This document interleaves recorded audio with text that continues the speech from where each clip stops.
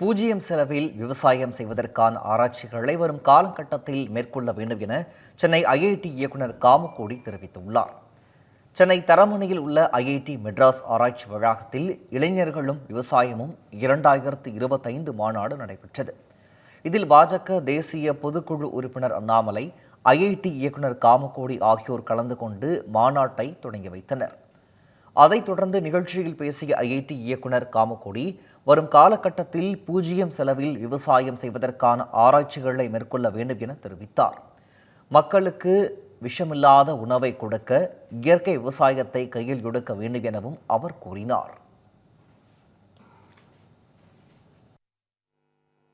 இன்னைக்கு climatic conditions டோட்டலாக not ரிலேபிளாக இருக்குது. நமக்கு ஒரு ரிலேபிலிட்டி இல்லை. இந்த இதில் மழை பெய்யாதுங்கிற ஒரு அந்த மாதிரியான ஒரு காலகட்டத்தை நம்ம தாண்டிட்டோம். இன்றைக்கி டிஃப்ரெண்ட் கிளைமேட்டிக் வேரியேஷன்ஸ் வருது. ஏன் அந்த வேரியேஷன் வருதுன்னு தெரியல. அப்படி இருக்கிறதுல நமக்கு நம்மளோட கிராப்புக்கு ஒரு ரெசிலியன்ஸ் வேணும், ஒரு டாலரன்ஸ் வேணும். டாலரன்ஸ் அகெயின்ஸ்ட் உங்களுக்கு ஃப்ளட்டு, டாலரன்ஸ் அகெயின்ஸ்ட் ட்ராட், ரெண்டுத்துமே நமக்கு தேவைப்படுறது. இதுக்கு நிச்சயமாக இயற்கை விவசாயம் ஒரு புள்ளி இதில் சொல்கிறேன். இது நிச்சயமாக 6 நாள் கழித்து அந்த பயிர் ஜம்முன்னு ஏந்து நின்று அந்த வருஷம் நல்ல மாப்பிள்ளை சம்பா 6 அடி 6 அடி இப்போ இதுவே இருக்கும். கதிர் வரத்தே 6 அடி உயரம் இருக்கும். அதனால தான் அதுக்கு மாப்பிள்ளைன்னு பேர். அந்த ஒரு பாயிண்ட் ரொம்ப நம்ம யோசிக்க வேண்டியது.